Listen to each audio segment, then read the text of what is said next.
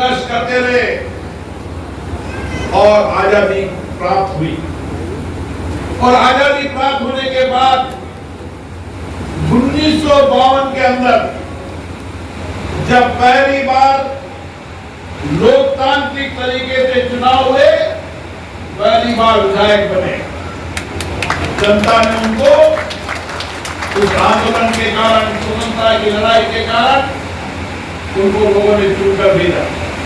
लगातार 3 बार विधायक रहे, हाईवे मंत्री रहे, लेकिन मैं जब भी उनसे मिलता था,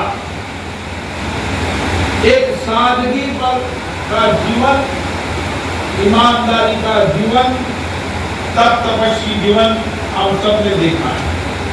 मेरा भी उनसे बहुत नजदीक का संबंध था और जिस सादगी के साथ उन्होंने जिंदगी जी, इतने बड़े मंत्री होने के बाद भी वो जनमानस के लोकप्रिय रहे, जनमानस के नजदीक रहे।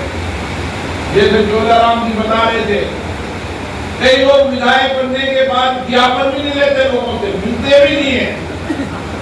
उनके लिए ज्ञापन ले लो, पीए को बता दो, लेकिन उन्होंने अपने कागज खुद ही लेते थे और खुद ही कलम से लिखते थे और खुद ही बातचीत करते थे। मोबाइल तो था नहीं, लेकिन चलते फिरते नेता थे जो आए, जिसको कागज दिया और निपटा है।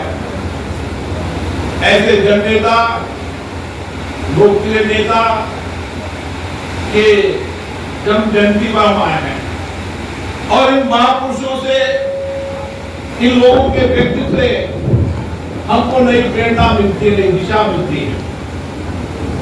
आज साधन है, संसाधन है, उस समय अभाव में लेकर भी देश और राष्ट्र के लिए लड़ना, ये भैरूलाल जी, काला बादल जी का जीवन हमको हमेशा दर्शन और जीवन दिशा देता है।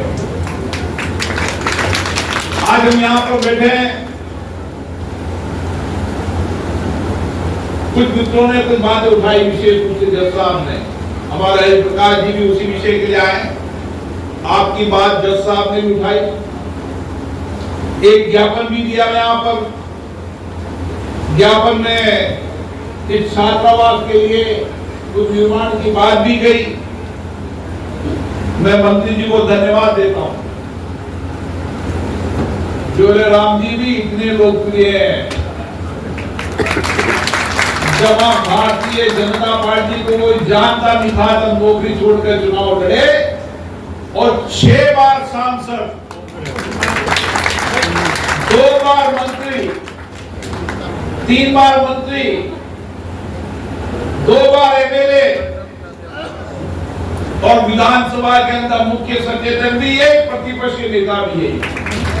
जब मैं उड़ीसा विधानसभा में गया तो उन्होंने कहा कि खुद ही मुख्य सचेतक, खुद ही प्रतिपक्ष के नेता, सारे पद इनके पास थे, लेकिन उस समय भी अपनी आवाज को बोलते गए, आवाज उठाते गए जनभावना में। और आज भी राहुल किला ट्रेन से जाते हैं, जन सामान्य से मिलते हैं। उन्होंने कहा कि जनजाति क्षेत्र के अंदर धन की कोई कमी नहीं आने देंगे। जनजाति क्षेत्र के अंदर इस भवन के छात्रावास के लिए 1,70,00,000 रुपए की स्वीकृति हो चुकी है और धन की आवश्यकता होगी तो धन उपलब्ध कराएंगे।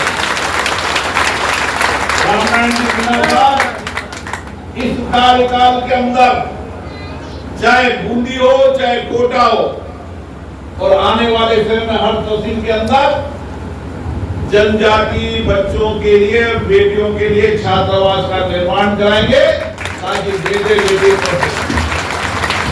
हम सबको भी गर्व होना चाहिए। हमारा बेटा बेटी कलकत्ता में जाए तो बेटा बेटी मिले, उड़ीसा में जाए तो बेटा बेटी मिले।